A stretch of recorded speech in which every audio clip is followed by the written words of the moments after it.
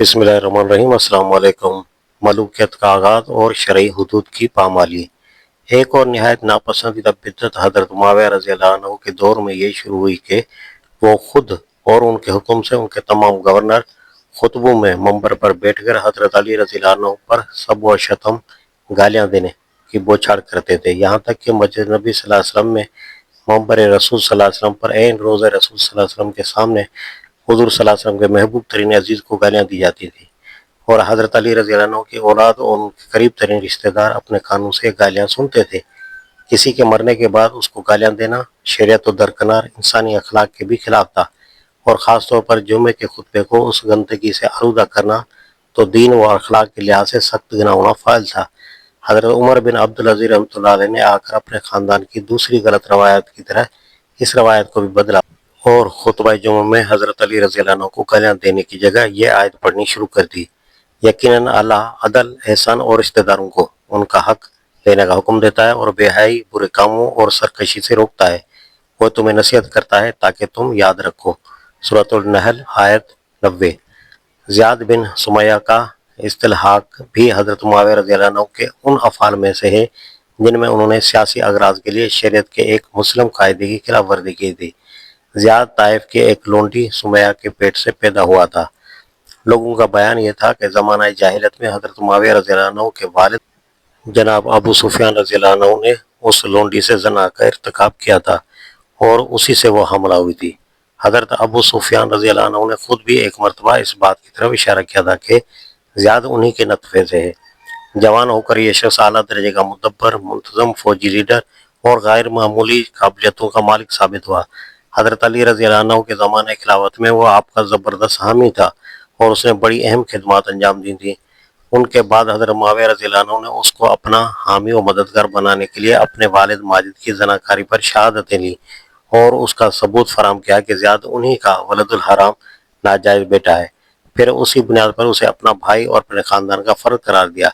यह फ़ाल अखलाकी लिहाज से जिसका कुछ नापसंद है वो तो ज़ाहिरी है, मगर कानूनी हैसियत से भी ये एक सरीह नाजायज़ फ़ेल था क्योंकि शरीयत में कोई नस्ब ज़ना से साबित नहीं होता। नबी सल्लल्लाहु अलैहि वसल्लम का साफ हुक्म मौजूद है कि बच्चा उसका है जिसके बिस्तर पर वो पैदा हो और ज़ानी के लिए पत्थर हैं यानी महरूमी या सज़ा। सही बुखारी, सही मुस्लिम। उम्मुल मोमिनीन हज़रत उम्मे हबीबा रज़ियल्लाहु अन्हा ने इसी वजह से उसको अपना भाई तस्लीम करने से इनकार कर दिया और उससे पर्दा फरमाया। ज़ियाद को जब हज़रत मुआविया रज़ियल्लाहु अन्हु ने बसरे के साथ कूफे का भी गवर्नर मुकर्रर किया और वो पहली मरतबा खुतबा देने के लिए कूफे की जामे मस्जिद के मंबर पर खड़ा हुआ तो कुछ लोगों ने उस पर कंकर फेंके। उसने फौरन मस्जिद के दरवाजे बंद करा दिए और कंकर फेंकने वाले तमाम लोगों को, जिनकी तादाद 30 या 80 तक बयान की जाती है, गिरफ्तार करा के उसी वक्त उनके हाथ कटवा दिए। कोई मुकदमा उन पर न चलाया गया, किसी अदालत में वो पेश न किए गए, कोई बाकायदा कानूनी शहादत उनके खिलाफ पेश न हुई। गवर्नर ने महज अपने इंतकामी हुक्म से अपने लोगों को कतईयत हाथ काटने की सजा दे डाली, जिसके लिए कतन कोई शरई जवाब न था, मगर दरबार खिलाफत से उसका भी कोई नोटिस न लिया गया। इससे बढ़कर जालिमाना अफ़ाल बसर बिन अरतात ने किए, जिसे हज़रत मुआविया रज़ियल्लाहु अन्हु ने पहले हज्जाज व यमन को हज़रत अली रज़ियल्लाहु अन्हु के कब्ज़े से निकालने के लिए भेजा था और फिर हमदान पर कब्ज़ा करने के लिए मुकर्रर किया था। उस शख्स ने यमन में हज़रत अली रज़ियल्लाहु अन्हु के गवर्नर उबैदुल्लाह बिन अब्बास रज़ियल्लाहु अन्हु के 2 छोटे बच्चों को पकड़कर कत्ल कर दिया। उन बच्चों की माँ इस सदमे से पागल हो गई। बनी कराना की एक औरत जो ये जुल्म देख रही थी चीख उठी के मर्दों को तो तुमने कत्ल कर दिया, अब इन बच्चों को किस लिए कत्ल कर रहे हो? बच्चे तो जाहिलियत में भी नहीं मारे जाते थे। ए इब्न अबी अरता, जो हुकूमत बच्चों और बूढ़ों के कत्ल और बेरहमी व भाईकुशी के बगैर कायम नहीं हो सकती, उससे बुरी हुकूमत कोई नहीं। उसके बाद उसी जालिम शख्स को हज़रत मुआविया रज़ियल्लाहु अन्हु ने हमदान पर हमला करने के लिए भेजा, जो उस वक्त हज़रत अली रज़ियल्लाहु अन्हु के कब्ज़े में था। वहाँ उसने दूसरी ज़ियादतियों के साथ एक जुल्म अजीम ये किया कि जंग में जो मुसलमान औरतें पकड़ी गई थीं उन्हें लोंडियाँ बना लिया, हालांकि शरीयत में उसका कतई कोई जवाज़ नहीं है। ये सारी कार्रवाइयाँ गोया इस बात का अमलन ऐलान थी कि अब गवर्नरों और सिपह सालारों को जुल्म की खुली छूट है और सियासी मामलात में शरीयत की किसी हद के वो पाबंद नहीं है। सर काटकर एक जगह से दूसरी जगह भेजने और इंतकाम के जोश में लाशों की बेहरमती करने का वहशियाना तरीका भी جو جاہلیت میں رہا تھا اور جسے اسلام نے مٹا دیا تھا، اسی دور میں مسلمانوں کے اندر شروع ہوا۔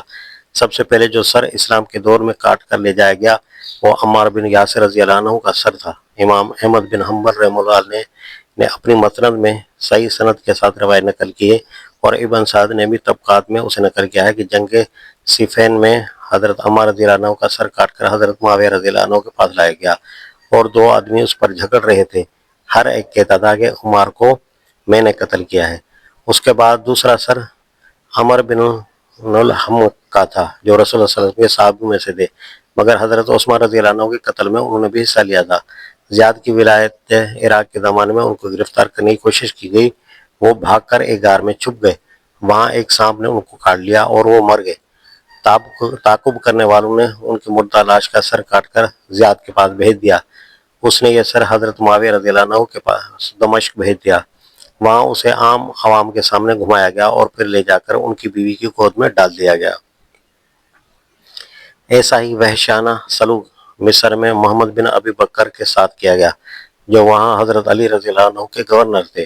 حضرت معاویہ رضی اللہ عنہ کا جب مصر پر قبضہ ہوا تو انہیں گرفتار کر کے قتل کر دیا گیا، اور پھر ان کی لاش ایک مردہ گدھے کی کھال میں رکھ کر جلائی گئی۔